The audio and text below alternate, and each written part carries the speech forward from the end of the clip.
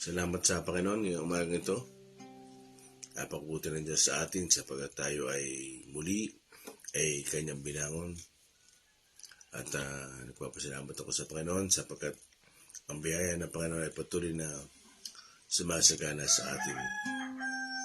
Bago po ang lahat, ay magpupos muna tayo sa aklat ng mga John. Ibigyan po natin ang daan ng okasyon.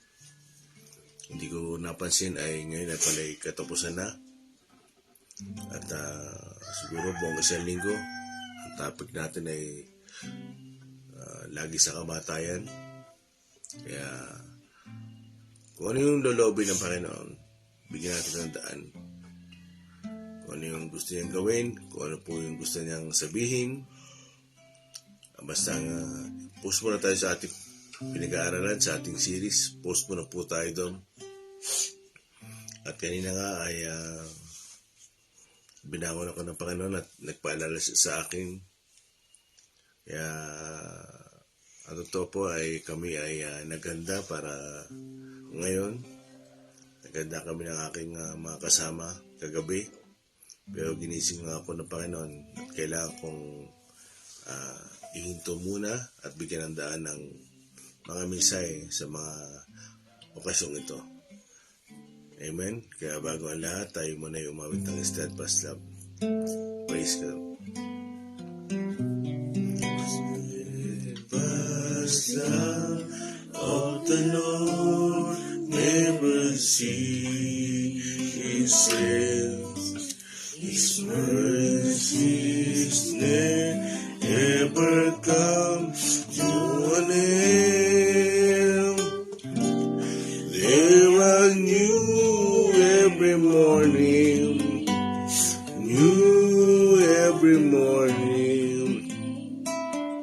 Great is thy faithfulness, O Lord.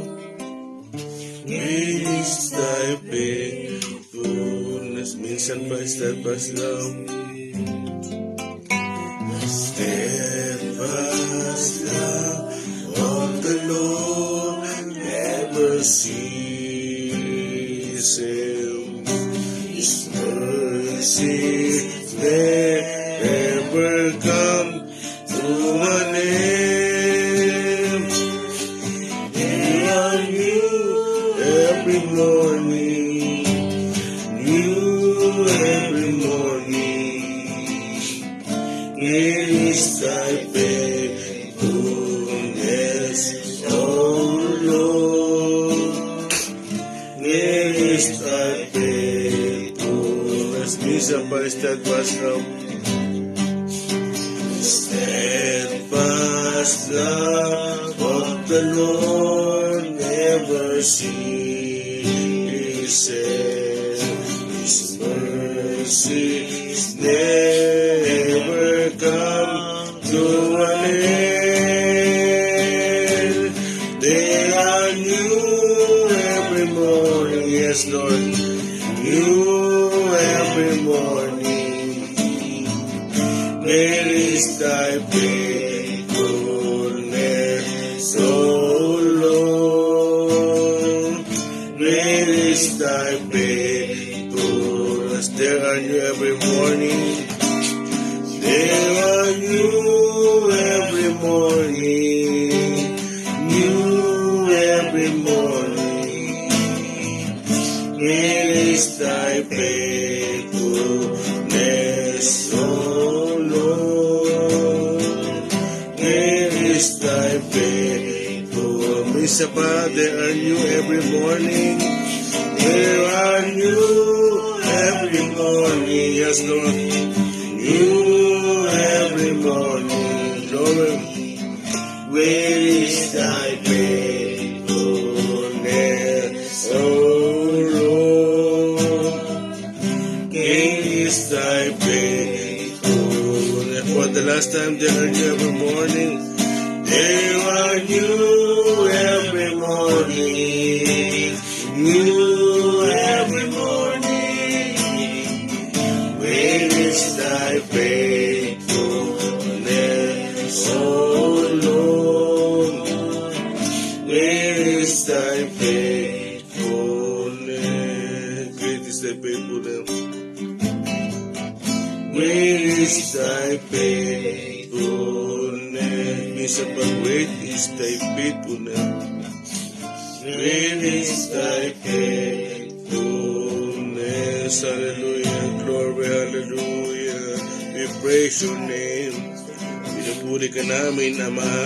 Tinadakila ka namin, aming Diyos, Ama. Thank you, Jesus. Patuloy ko po namin sinasamba, Panginoong Jesus.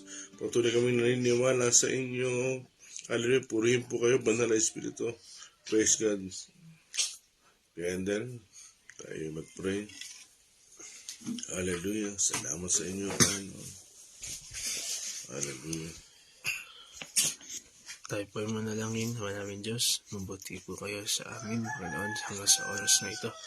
Salamat, Panginoon, sa panibagong araw at muli niyo nga po kami ginising para sa panibagong pag-aaral, Panginoon, sa oras na ito. Nawa, Panginoon, ano man ang aming pag-usapan ay kasihan niyo nga po ito, Panginoon.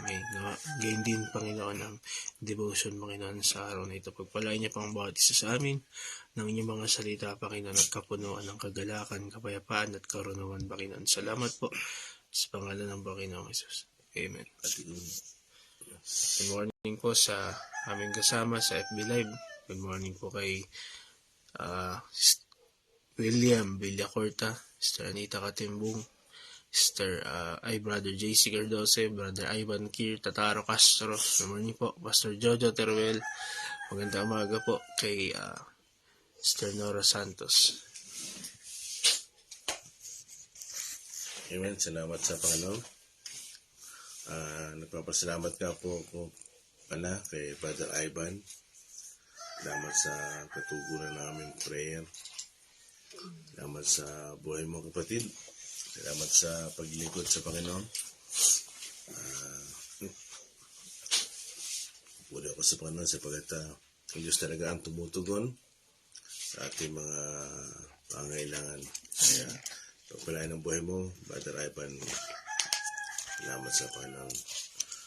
Muli, kagaya ng sabi ko, tayo muna ay magpupo sa ating series, sa ating pinag-aaralan. Tayo ay magbibigay daan sa ating okasyon. No? Kasi ako ay binangon ng Panginoon. Pero naganda po kami. Naganda kami, kagabi pa. Ako nga, kahapon pa ako naghahanda. Pero ginising ako ng Panginoon. At actually, nanaginip po ako. Ang ganda ng panaginip ko. At yung mga taong napanaginipan ko, mga kausap ko, mga dati kong mga kasama, mga kaibigan. Tapos nagising ako. At ang panaginip ko, nagpipintura raw kami ng Pilox. Yung Pilox na spray, pinipinturahan namin. At nagtataka ako, hindi ko kagad na isip, bakit ko ginagawa yun, pintura na yun. Tapos, nagising ako. Hindi ko alam kasi na katapusan na ngayon. Kaya, bigla akong pinaunawa sa akin ng Diyos, lahat sila patay na. Pati yung mga kasama ko sa trabaho noon, binilang ko, patay na pala lahat. At bigla sinabi sa akin ng Panginoon, mahalaga sa akin ang buhay. Mahalaga sa akin ang kaluluwa. Kaya huwag kang hihinto. Kaya kasi, kahapon ay isinama ako ng pamilya ko sa mall, yung dati kong pinupuntahan sa Baguio, sa 4th floor. Maganda kasi doon eh. Lagi akong umupo doon. Tapos iniwan ako ni Sir Katit tsaka ni Elise. Tapos nakatingin ako sa paligid. Nahawakan ko yung flooring na Bermuda na imitation. Tapos bigla akong nasabi sa Panginoon, Lord, kahit ang ganda ng paligid, hindi ko nakikita. Sabi ko, wala ko na-appreciate. wala akong nakakita, nakakapako lang siya. Tapos, may time na merong ilang minuto, bigla ko siyang naaninag. Nakita ko. Tapos, ilang minuto, nawala na naman. Sabi sa akin ng Panginoon, ganyan lang ang buhay. Kahit ako, hindi rin nila ako na-appreciate. Di ba sa pinag-aaral natin? Kahit ako, kahit yung pinag-aaralan nyo, eager na eager ako magpakilala sa kanila. Pero hindi nila ako na-appreciate. Ganyan lang ang buhay. Kaya, sa umagang ito, tayo na ay magpapatuloy. At bukas, no, sa mga susunod na araw, bukas po ay birthday ni Starami. Birthday na kang ina. Birthday ng nanay niya bukas. Kaya salamat sa Panginoon. Sige, Starami, yung ating text. Good morning po sa ating lahat. Mati ka mo. Good morning po sa ating kapatid na si Sister Ining Ruiz at sa lahat ng kasama natin. Ang text po natin sa umaga ito ay magmumula sa Hebreo 9:27 at ang topic po ay appointment. 27, just as man is destined to die once and after that to face judgment. Amen. Salamat sa Panginoon. Sa King James Version, yung destined is appointment. Pag sinabing appointment, talagang hindi na yung papasubalian yan. Sabi ko nga, pag sinabing destined or appointment, meron dalawang bagay yan na nais parting sa atin. Una, talagang lahat tayo, no? Lahat tayo haharap sa Panginoon. Anong ibig sabihin? Wala ditong mananatili. Lahat tayo. Kaya kahapon at hanggang kanina nung ginising ako ng Panginoon, sinabi sa akin ng Panginoon, maraming gustong tumakbo sa politika. At talagang nagpapatayan sila para lamang manalo. Di ba? Ako'y araw-araw na nakikinig ng balita at nababalitaan ko sa Cotabato, sa Mindanao, sinusunog ang mga presinto, pinapatay ang tumatakbong kapitan, kagawad. Daming eager tumakbo. Pero walang gustong tumakbo para sa akin. Walang gustong tumakbo. Di ba sabi ni Pablo sa Filipos 3:13, nagtutumulin nga ako tungo sa hangganan. No? Tumatakbo si Pablo. Pero sa politika, sa politics, ang dami, nagpapatayan. Pero para sa Panginoon, piling-pili. Kung maunawa lang natin, ang buhay ay napakahalaga. Bakit? Hindi naman tayo dito mananatili. Kung talagang ipapaunawa o maunawaan natin yung ating buhay, ay hindi talaga pang matagalan dito. Meron akong nais i-share sa inyo na mamaya sasabihin ko. Tuloy ko muna yung sinasabi ko. Yung pag sinabing appointment, una, lahat tayo ay mamamatay. Pero wala nakakaalam. Number 2, lahat tayo mayroong schedule na. Pero wala din nakakaalam. Sino nakakaalam? Ang Diyos. No? Ang Diyos ang nakakaalam. Kaya pag sinabing appointment o destined, ibig sabihin, hindi mo yan pwedeng kontrahin o hadlangan. Talagang darating ka dyan. Meron ba ditong ipinanganak at nung siya maging sanggol ay nanatiling sanggol, 10 years na sanggol pa rin? No.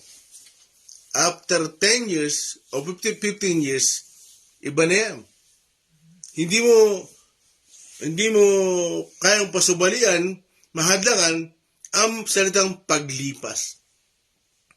Di ba sa Matthew 24:35? Pakibasa nga. Matthew 24:35.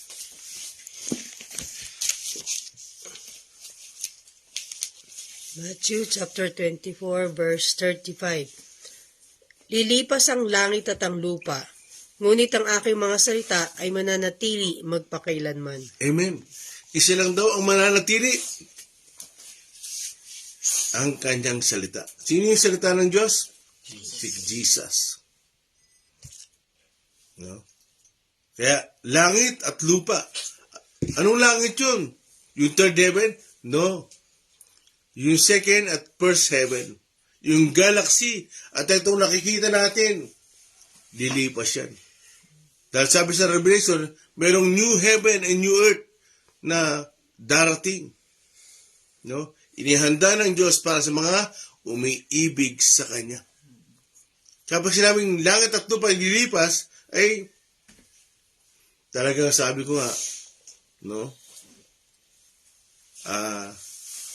Kahit anong eager mo mag-ipon, sabi ko nga, nung nakaraang araw, ay ang mga tao, ipon ng ipon, busy ng busy, abalang-abala sa mga bagay-bagay, sa kanyang karir, sa kanyang trabaho, sa kanyang pamilya, sa kanyang negosyo, lahat puro pang sarili. Pero hindi niya napapasin ay iiwanan niya yan. Lahat ay walang matitira. Iiwan niya. Yun ang hindi napapasin ng tao. Naalala ko yung binanggit kong verse kay Sister Rami, yung tungkol sa mayaman. Lucas yun, basta Rami? Lucas 12. 12, pakibasa mo nga. Yun nga, pakibasa mo nga. Lucas 12. Tungkol sa mayaman. 16. Pakibasa mo sa harap. Yun ba yun? Hindi po. Ito po. Pakibasa. Lucas 12:16. Pagkatapos, isinalaysay ni Jesus ang isang talinhaga. Isang mayaman ang umani ng sagana sa kanyang bukirin. 17. Kaya't nasabi niya sa sarili, ano ang gagawin ko ngayon? Wala na akong paglagyan ng aking mga ani. 18. Alam ko na, ipagigiba ko ang aking mga kamalig at magpapatayo ako ng mas malalaki. Doon ko ilalagay ang aking ani at ibang ari-arian. Post lang. May naglilista ba? Meron? Sa cellphone? Mama. Okay, tuloy. 19. Pagkatapos ay sasabihin ko sa aking sarili, marami ka nang naipon para sa mahabang panahon, kaya't magpahinga ka na lamang, kumain, uminom, at magpasarap sa buhay. 20. Ngunit sinabi sa kanya ng Diyos, hangal, sa gabiring ito'y babawian ka na ng buhay. Kanino ngayon mapupunta ang mga inilaan mo para sa iyong sarili? Amen. Wala. Diba? See? Meron daw isang mayaman. Talagang successful sa kanyang pagtatrabaho. Nagtanim siya at marami siyang naani. At wala siyang paglagyan ng kanyang naani, ng kanyang kayamanan. At talagang sabi niya, etong kamalig ko, anong ibig sabihin kamalig? Bodega. Etong bodega ko, gigibain ko. Kasi maliit na. Gagawa ko ng mas malaking bodega, yung warehouse. No? Doon ko ilalagay lahat. Anong sabi ng Panginoon? Hangal. Mamayang gabi, kukunin na kita. Mamayang gabi, babawiin ko ang buhay mo. Ano na ngayon ang masasabi mo sa iyong successful, sa iyong mga ani? Wala. Ganyan tayo eh. Talagang abalang-abala tayo. Halos nagpapakamatay tayo sa trabaho. Nag-overtime tayo. Lahat ginagawa natin, hindi natin naiisip, ang buhay ay maigsi. Life is too short. Life is short. Pero, death is sure. Death is sure. Sigurado ang kamatayan. Amen? Amen. Kaya, sabi ko nga, kahit ako, talagang nabiktima ako diyan. Nabiktima din ako niyan. Kilala ko ni Sister Cathy, workaholic ako.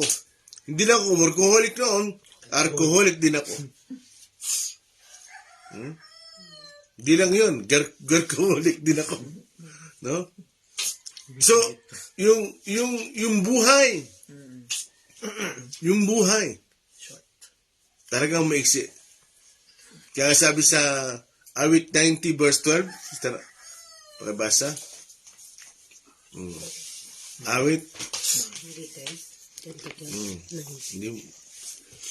Hindi muna, 12 muna. Awit 90 verse 12. Dahil itong buhay namin maikli lang na panahon, itanim sa isip namin upang kami ay dumunong. Amen. Doon lang muna. So ano sabi doon? Itong aming buhay ay Maikli lang. maikli lamang. So walang pwede magpahaba pala ng buhay. Amen? At itanim daw sa amin. Saan daw itatanim? Sister Cathy, second sentence. Sa isip namin Sa isip. upang kami ay dumunong. Upang kami ay dumunong. Ano ba yung dumunong? Tumalino. Kasi maraming tao ngayon, wala siyang pahalaga sa buhay. Either siya ay nagtatrabaho o walang trabaho. Masama rin naman pag walang trabaho. Masama din naman pag trabaho ng trabaho. Pero lahat tayo ay uuwi saan? Sa kamatayan. Lahat tayo. Sabi nga sa mga Aral chapter 12, verse 7, and then, back up ka. 12, verse 7.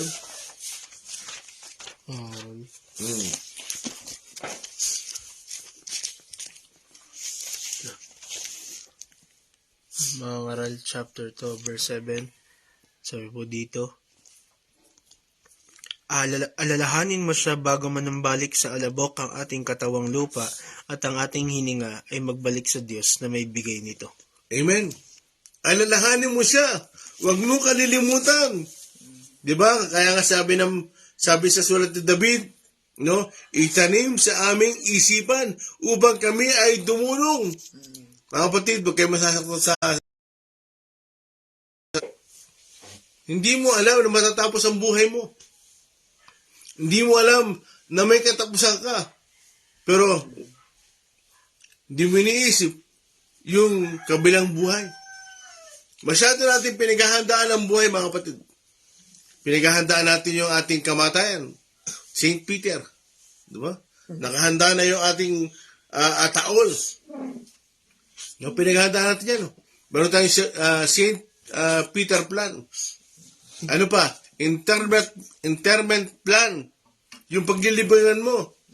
May napanood ka ako, talagang pinagaganda niya. Pinipinturahan niya taon-taon. Tinitingnan niya, kailan kaya ako may ilalagay dito? No? Pinaghahandaan kung saan siya ililibing. Pinaghahandaan kung anong gagamitin niyang casket. Kaya meron siyang interment plan, meron siyang St. Peter plan, pero wala siyang God's plan. Hindi natin napaghahandaan, mga kapatid, yung ating hinaharap. Ang future natin, wala sa lupang ito. Ang future natin, nasa Panginoon. Amen. Yun ang hindi alam ng mga tao. Maraming tumatakbo sa politika. Nag-i-enjoy sila. Pero hindi natin naisip talaga yung realidad ng buhay. Lahat, puro pangsamantalan lang. Puro temporal. Nag-aaral tayo ng mabuti. Hindi masama yun. Maganda yun. Kahit yung anak ko ay pinag-aaral ko. Pero lagi kong sinasabi sa kanya, anak, pansamantalan lang yan. Kaya kita pinag-aaral dahil alam ko mamamatay ako. Dahil pag namatay ako, gusto ko, ituloy mo ang buhay mo. Ituloy mo ang paglilingkod mo. Tanong niyo po sa kanya. Hindi kita pinag-aaral para yumabang ka. O para dumunong ka. No? Kung hindi, makapagpatuloy ka. Makapaglingkod ka. Bakit? ang lahat ng ito ay matatapos din. Maging ang pag-aaral, maging ang karir, ang trabaho, ang negosyo, lahat yan, building na yan. Yung mga building, magandang bahay, lahat yan matatapos. Ultimo ang buhay natin. Amen? Kaya bukas yan, gugunitain natin yan. Gugunitain natin yung mga mahal nating na pumayapa na. Pero sana, maunawaan natin, tayo mga nandito, mga kapatid, habang ikaw ay hindi pa kinukuha ng Panginoon, ibig sabihin, binibigyan ka pa ng pagkakataon. Ano sabi sa awit 90, verse 10, Sister Cathy? Awit 90, verse 10. Awit 90 verse 10. Buhay namin umaabot ng 70 taong singkad, minsan na may 80. Kung kami malakas, ngunit buong buhay namin ay puno ng dusa't hirap, pumapanaw pagkatapos dito sa sangmaliwanag. Amen. Alam niyo, pag ikaw ay 70 at malakas pa, blessing yun. Pero kung ikaw ay 80 at mahina na, at talaga namang mahirap ng wala nang katiyakan yun. Pero sabi ko nga, katulad ng benang ko, yung mahal kong benan, sana mapanood niya to, mahal na mahal ko yan, nag-iisa lang ang benang ko, at wala na akong planong gawing dalawin yan. Oh, wala na akong planong gawing dalawin yan. Tama ba yung Tagalog ko? Dalawahin? No? Kamamatayan ko na yan. Pero, ilang taon na po siya? 87. 87 ang biyaya ng Diyos sa kanya. Hanggat hindi po tayo kinukuha ng Panginoon, may pagkakataon tayo. 2 Peter 3:9, Sister Cathy. 2 Peter 3:9. Hanggat hindi tayo kinukuha ng Panginoon, binibigyan ka pa ng pagkakataon ng Diyos na makilala mo ang kaligtasan. Maunawaan mo siya. Mga batid, si Kristo lang ang pag-asa natin, hindi ang relihiyon. Hindi relihiyon na makapagliligtas sa atin. Maraming tao may relihiyon, kahit walang pananampalataya sa Panginoon, may relihiyon. Hindi ka pa nga pinapanganak, may relihiyon ka na eh. Hindi ka naman makakapili. No? Nung pinanganak po ako, ito na relihiyon ko. Catholic.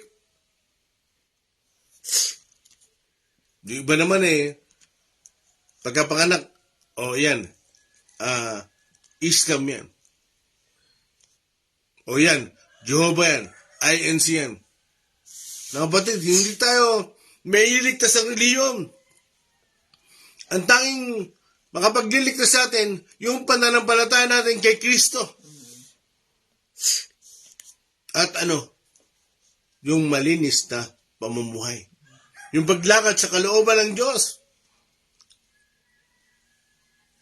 Binibigyan tayo ng pagkakataon ng Diyos mabuhay at makilala siya, pero ang gusto niya, ipagpapatuloy ang buhay na nasa kalooban ng Panginoon. Ano sabi si John 8:51? No? Pagkatatandaan mo,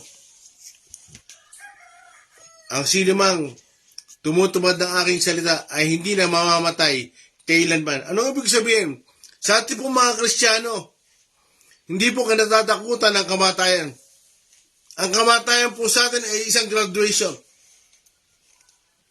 Ang isang kamatayan po sa atin ay isang pagtatapos.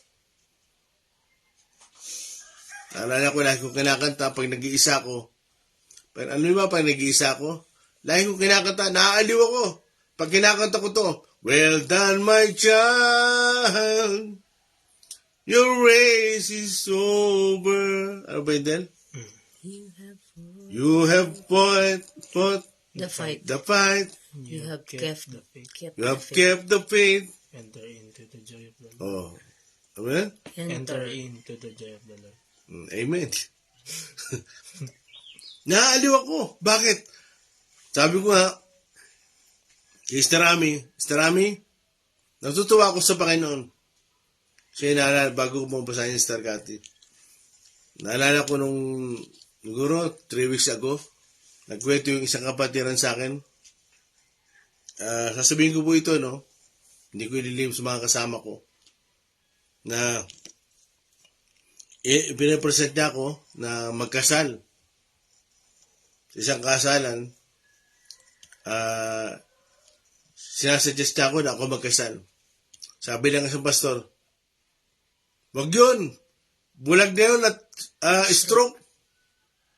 Tapos tinignan ko yung puso ko. Alam niyo, hindi ako nalungkot. Isang taon na ako mahigit na ganito. Hindi ko naramdaman malungkot ako. Bakit? Alam ko, nalulugod ang Panginoon pag hindi ako nagre-reklamo. Kaya talaga, thank you Lord. Kasi alam ko. Kasi naihanda na ako ng Panginoon. Siguro 6 years ago, buhay pa si Sir Paul. Sinasabi ko sa kanya, bakit nananaginip ako na may timan pa ako? Nananabayta? Hindi ko alam bakit nananaginip ako. Kasi ito pala, magkakasakit ako. Alam nyo itong nangyayari sa akin? Pampabait lang to. Tanggal ang kayabangan ko. Kaya, lahat tayo matatapos. Wala tayong may pagmamalaki sa Panginoon. Ultimo ang buhay natin, hindi natin pwedeng ipagmalaki sa Panginoon. Mga kapatid, gumising po tayo. Yung mga, sabi ko nga, pag nakakita ko ng mga unbeliever, ang totoo, naaawa ako. Minsan pinayayabangan ako, sige, dyan na kayo. Meron mga hindi pumapansin sa gawain, umaalis, na para bang hindi, iba ako. Sige, dyan kayo. May mga ganun. Wala siyang pakialam. Pero bisan dumating sa akin ng kahabagan. Bilang dumating sa akin, mangmang. Kasi mga kapatid, mahabang panahon ako naging mangmang. Alam yan ni Sister Cathy. Alam yan lahat ng mga kapatid ko. 7 po kami magkakapatid. Ako po ang huling-huling nakakilala sa Panginoon. Oo, nasa church ako. Lumaki ako sa simbahan, pero hindi ako lumaki kay Kristo. Bagamat ako yung lumaki sa simbahan, pero hindi pa rin maiwasan, natutunan ko ang lahat ng bisyo. Bakit? Laki ka lang sa simbahan eh. Pero kay Jesus, hindi ka lumaki. Amen? Kaya, ang buhay ay napakaiksi lang. Mr. Cathy, pakibasa. 2 Peter 3:9. Hmm. Ang Panginoon ay hindi nagpapabaya sa kanyang pangako, kagaya ng inaakala ng ilan. Hindi pa niya tinutupad ang pangakong iyon alang-alang sa inyo. Binibigyan pa niya ng pagkakataon ng lahat upang makapagsisi at tumalikod sa kasalanan sapagkat hindi niya nais na may mapahamak. Amen. Mga kapatid, yan ang damdamin ni Kristo, ng Panginoon. Yan din ang damdamin ng Diyos. Gano'ng kasakit ang kanyang anak ay ibigay. At bakit niyang hinahampas at nakapako sa krus? Kung hindi niya lang iniisip yung ating kaluluwa. Kung hindi niya iniisip yung ating buhay. Mga kapatid, kung ang Diyos iniisip niya yung ating patutunguhan, bakit? Ayaw ng Diyos na tayong lahat ay mapahamak. Ayaw ng Diyos na huwag masayang ang buhay natin. Sabi ko nga, naghanda kami ni Sister Ami kagabi at maghapon ako nagbubulay-bulay. Tapos biglang ginising niya ako 2:30.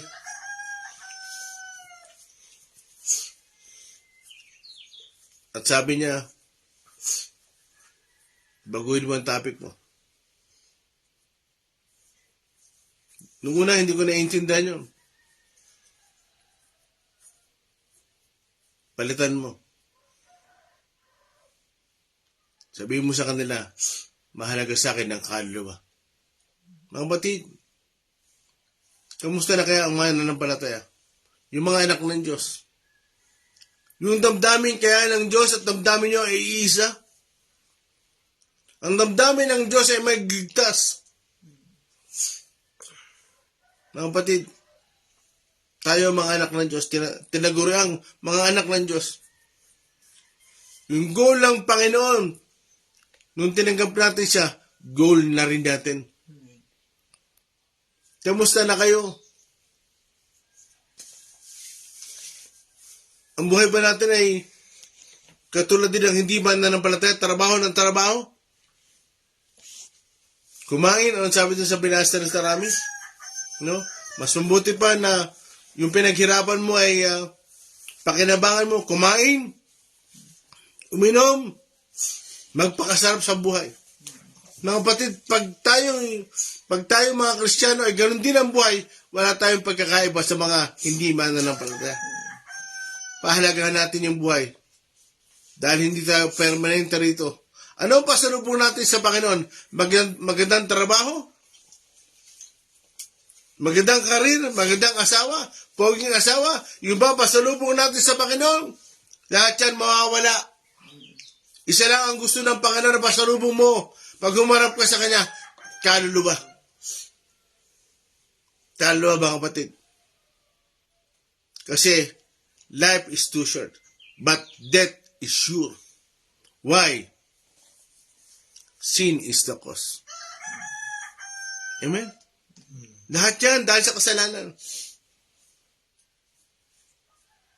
Pero Christ is the cure.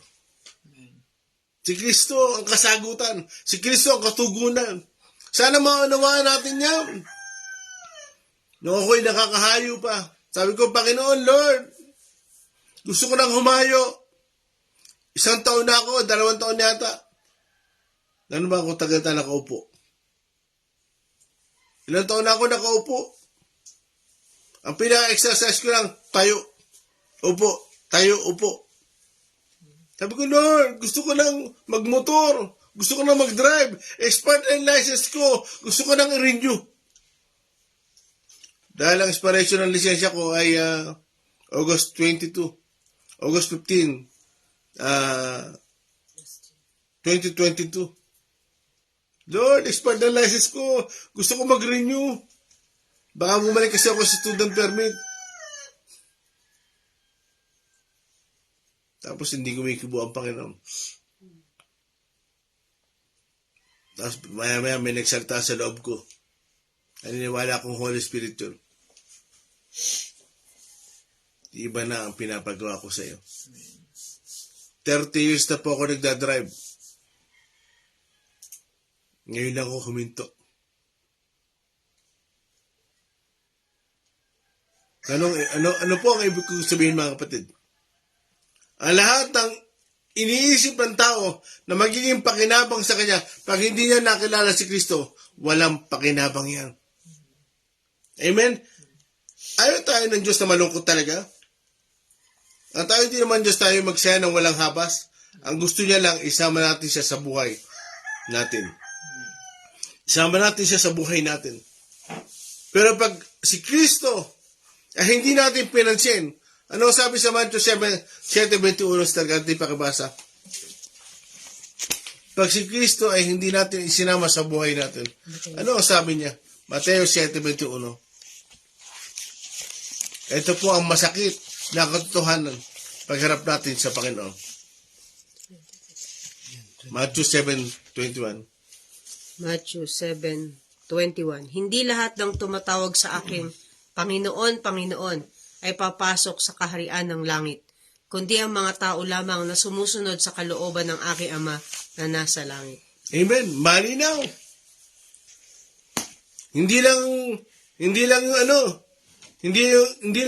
unbeliever. Yung hindi mananampalataya. Pati din yung hindi sumusunod sa kalooban ng kanyang Ama. Ano raw? Saan hindi papasok? Sa mansyon ba? Sa bahay ba? Saan? Sergati saan? Saan hindi papasok? Bigyan mo nga ng linaw yan. Hindi lahat ng tumatawag sa akin ay Panginoon, Panginoon. 21. Ipapasok saan? Sige, pagbasa mo ulit. Hindi lahat ng tumatawag sa aking Panginoon, Panginoon ay papasok sa kaharian ng langit, kundi ang mga tao lamang na sumusunod sa kalooban ng aking Ama na nasa langit. Amen. Hindi lahat, mga kapatid. Kahit gusto ng Panginoon lahat ng tao ay maligtas. Sabi sa 2 Peter 3:9, lahat ng tao ibig ko maligtas. Pero sabi sa 7:21, hindi lahat. Bakit? Kasi ang tao ang pipili ng kanyang patutunguhan. Ang tao ang pipili, hindi ang Diyos. Ang Diyos, inihanda niya lang ang patutunguhan ng tao. Inihanda niya lang ang paglalagyan ng tao. Ang sabi sa John 14, verse 1 to 3, and then John 14, verse 3. John 14 verse 3. Ito po ang sabi. At kapag naipaghanda ko na kayo ng matitirhan, ako'y babalik at isasama ko kayo upang kayo makapiling ko kung saan ako naroon. Amen. Tuloy. Verse 4. At alam na ninyo ang daan papunta sa pupuntahan ko. Okay. Verse 2. Verse 2. Sa bahay ng aking ama ay maraming silid. Kung hindi ito totoo, sasabihin ko ba sa inyong pupunta ako roon upang ipaghanda ko kayo ng inyong matitirhan? Amen. Mga kapatid, bakit tayo nagtatrabaho? Bakit tayo nag-abroad? Gusto natin magkaroon ng bahay. Kahit kami, gustong-gusto ko yan. Lagi kami nag-uusap na mag-asawa. Gusto namin ng bahay. Pero hindi kami pinagkakalooban ng bahay. Pero, hindi pala kami mahirap. Bakit? May inihanda pala ang Diyos sa amin. In my Father's house, there are many mansions. Sinasabi ko yan sa anak ko, anak, kahit tayo magtrabaho na magtrabaho. Pero pagdating sa langit, wala tayong tahanan, tayo na ang pinakamahirap. Anong ibig sabihin? Tayo mga mananampalataya, huwag tayong malungkot kung wala tayong bahay dito. Dahil tinitiyak ko sa inyo, sa langit, merong tayong tahanan doon. Mansion. Naalala ko yung kanta, yung lumang kanta, kahit na kubo ang aking tahanan dito sa lupa, may kasiyan. Amen? Bakit? Alam mo, natitiyak mo na hindi ka pa matagalan dito. Alam mo, pagkat sa langit ay may naghihintay ng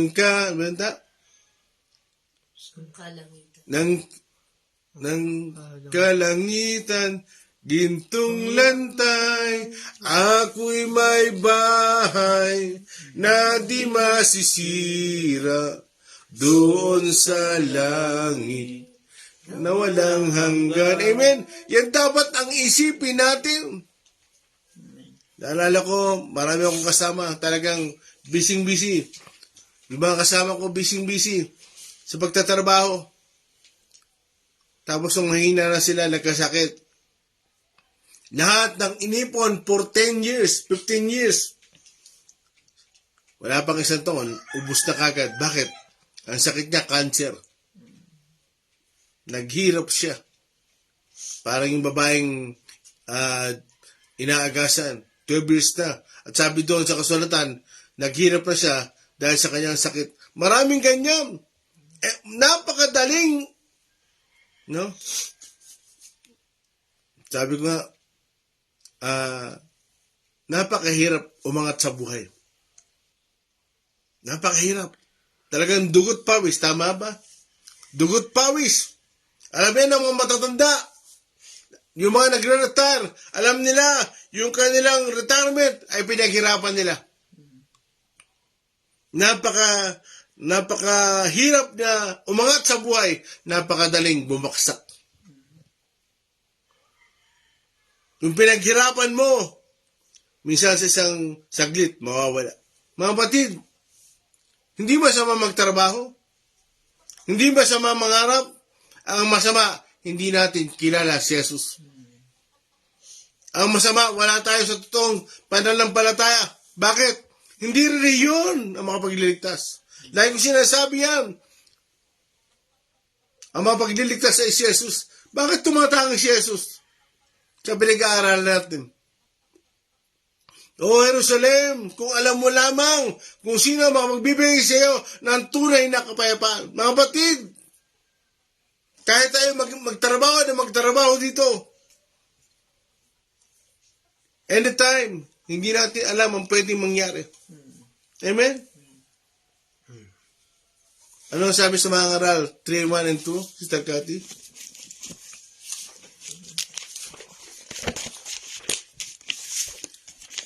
Mga ngaral. 3:1 and 2. Sabay-sabay nga natin basahin yan. Sister Rami. Mga ngaral, 3:1 and 2, sabay-sabay tayo. Mga ngaral, chapter 3, verse 1. Ang lahat sa mundong ito ay may kanya-kanyang panahon, may kanya-kanyang oras. Verse 2. Ang panahon ng pagsilang at panahon ng pagkamatay. Ang panahon ng pagtatanim at panahon ng pagbunot ng tanim. Amen. Doon lang muna. May panahon daw ng ano? Pagsilang. May panahon ng ano? Kamatayan. Ano na sa kita ng kamatayan? Di ba? Pagsilang at kamatayan. Napakat din ako. Ulitin ko. Yung pagsilang at kamatayan. Mga kapatid, itong at na pinangahawakan natin, 2 letra lang yan. Anong ibig sabihin? Life is too short. May silang ang buhay. Ano sabi sa 90 verse 12? No? Itong aming buhay ay maikli lamang. Itanim sa aming isipan upang kami ay dumulong. Mga batid, kahit anong talino natin, pag hindi natin naiisip na tayo hindi pa matagalan dito, mangmang tayo. Minsan sinasabi ng mga kasamahan ko, sinasabi din ni Jess, gusto ko lang mamatay. Lagi sinasabi sa akin ni Sarami, dati takot ako mamatay eh. Pero ngayon, gusto ko lang mamatay. Mga kapatid, bago nyo hangarin ang kamatayan, maglingkod muna kayo sa Panginoon. Ay, gusto nyo mga kapatid, tingnan yung mga tao, gusto ka agad pahinga. Bay, tumakbo ka muna. Ano sabi ni Pablo sa Pilipos 3:13? Pakibastar Kati. Pilipos 3:13. Pilipos 3:13. Pilipos 3, verse 13. Mga kapatid, hindi ko ipinapalagay na nakamit ko na ito, ngunit isang bagay ang ginagawa ko. Nililimot ko ang nakaraan at sinisikap na marating ang layuning nais kong makamtan. Amen. Sinisikap. Sabi sa isang salin, nagpapatuloy nga ako tungo sa aking hangganan. 14 is tagati. Verse 14. Pilipos 3:14. Nagpapatuloy na ako patungo sa hangganan upang makamtan ang gantimpala ng pagkatawag sa akin ng Diyos sa pamamagitan ni Kristo Jesus. Amen. Ang buhay nahahantong sa langit. Amen. Isa pa best pa nga. 14. Nagpapatuloy na ako patungo sa hangganan upang makamtan ang gantimpala ng pagkatawag sa akin ng Diyos sa pamamagitan ni Kristo Jesus, ang buhay nahahantong sa langit. Amen. Lahat ng buhay, may katapusan. Pero yung buhay na hahantong sa langit ay yung buhay na nasa Panginoon. Ang mga tao ngayon, iniisip niya pag namatay siya, minsan 3 lang yan. Yung unang sagot, pag may tinanong ka, alam mo ba pag namatay ka kung saan ka pupunta? Hindi ko alam. Anong plano mo?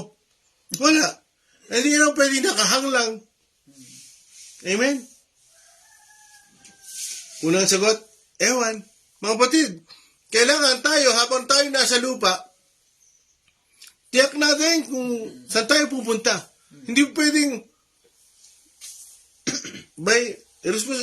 irresponsible tayo. Sasakay tayo ng terminal ng bus, hindi mo alam kung saan ka pupunta. Yung pala biyaheng Abu Sayyaf na. Mindanao na. Kailangan matiyak natin. Saan matitiyak yun? Hindi sa kabilang buhay. Hindi sa purgatorio. Dito yun sa lupa, mga kapatid. Dito yung matitiyak. Mayaman, mahirap. Lahat tayo matatapos. Ano sabi sa Galatia? Galatia 3:28. And then, Galatia 3:28. Bukod po natin lilinawin ang lahat. Galatia 3:28. Sabi po dito, wala nang pagkakaiba ang Hudyo at ang Griego, ang alipin at ang Malaya, ang lalaki at ang babae. Kayong lahat ay iisa na dahil sa inyong pakikipag-isa kay Kristo Jesus. Amen. Anong ibig sabihin nun? Wala nang pagkakaiba ang Hudyo at Grego. Ano ba yung Hudyo? Yung mga pinagkatiwala ng salita ng Diyos. Ano yung Grego? Yung mga hintil. Wala na daw pagkakaiba yan. Iisa na kayo kay Kristo. Pantay-pantay lang kayo. Walang mayaman, walang mahirap. Amen?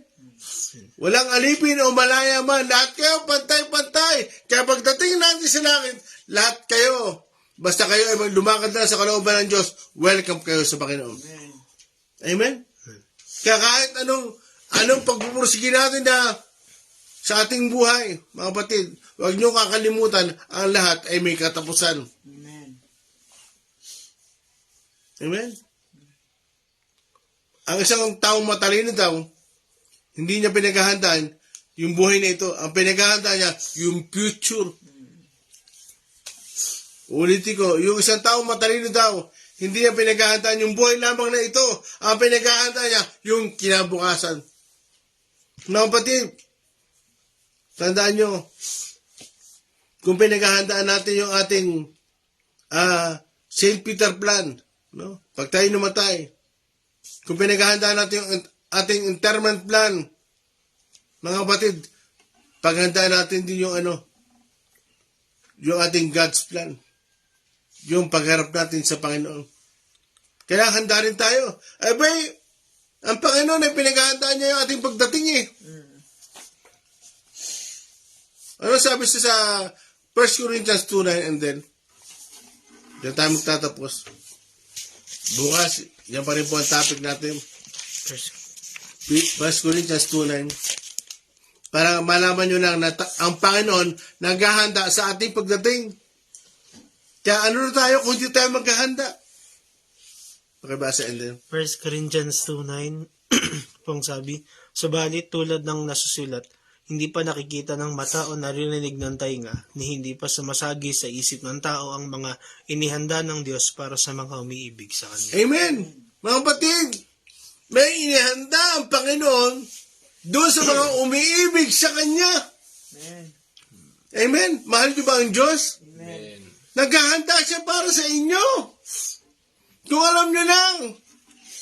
Sabi nga sa 1 Corinthians 6:19, sa 1 Corinthians 6:20, tayo binili ng halaga ng Panginoon.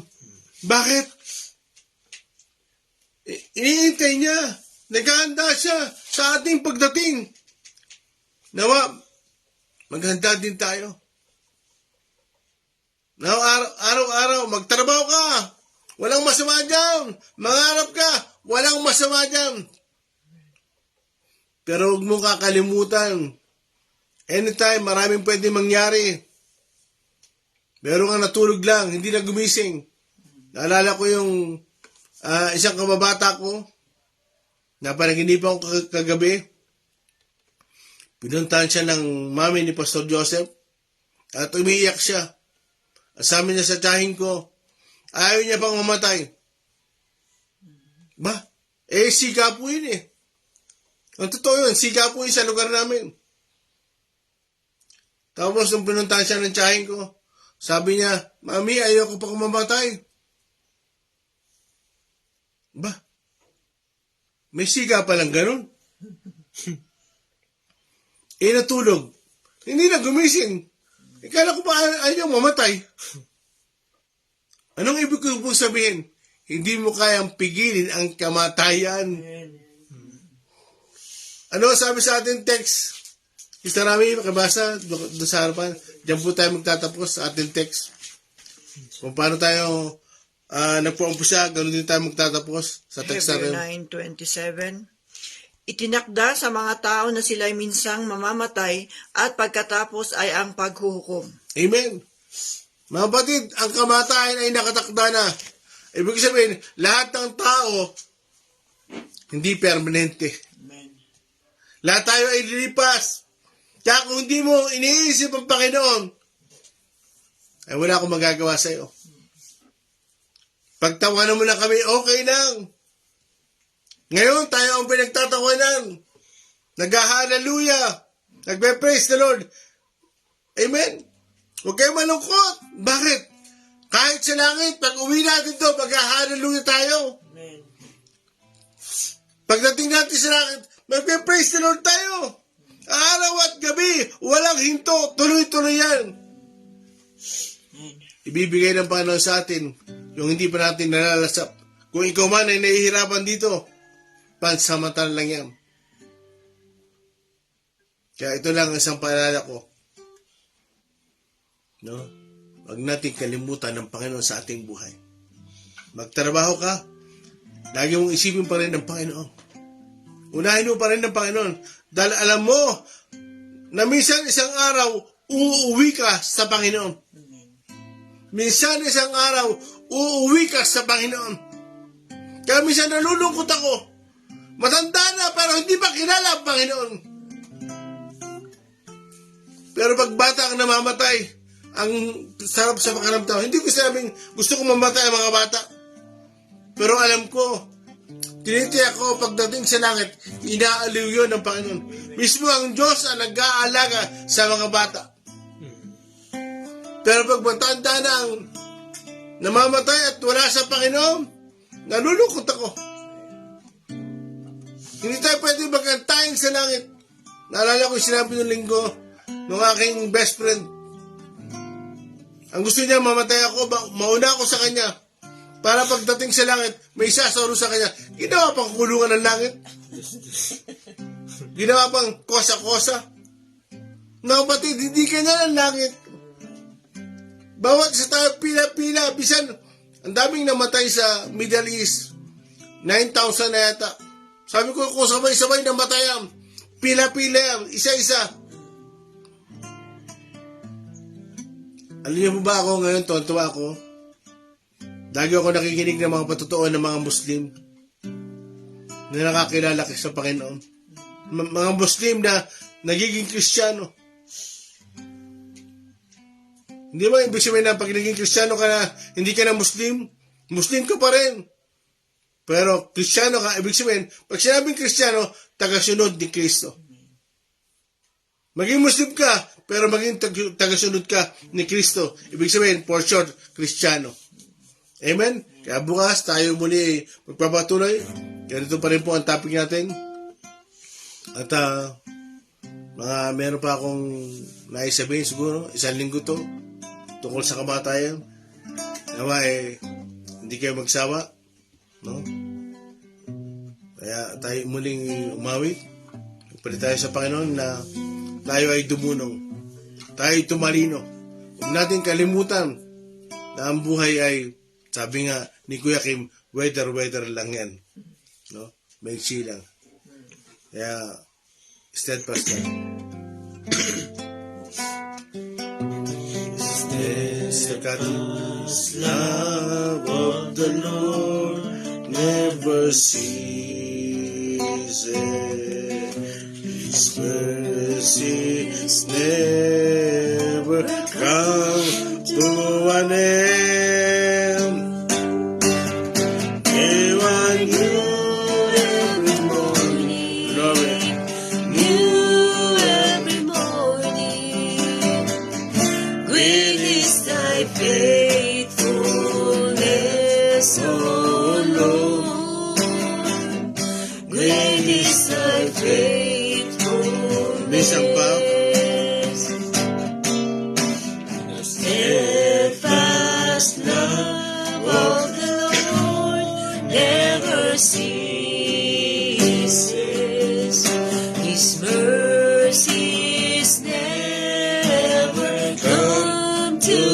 morning. They are new every morning. New every morning. Great is thy faithfulness, O Lord. Great is thy faithfulness. They are new every morning. New every morning. Great is thy faithfulness, O Lord. Great is thy faithfulness. Great is thy faithfulness. Great is thy faithfulness. Great is thy faithfulness. Glory, hallelujah. Salamat sa inyo, Panginoon. Hallelujah. Purihin po kayo. Hallelujah. We praise your name. Thank you, Jesus. Thank you, Holy Spirit. Salamat po. Salamat po sa buhay niyo ito. Thank you, Jesus, sa bagong umaga. Sister Cathy. Thank you, Lord God. Thank you, Lord God, sa kagalakang binibigay niyo sa amin. Bagamat ang paksa ay kamatayan, Panginoon, sapagkat nalagpasan na po namin ang kamatayan.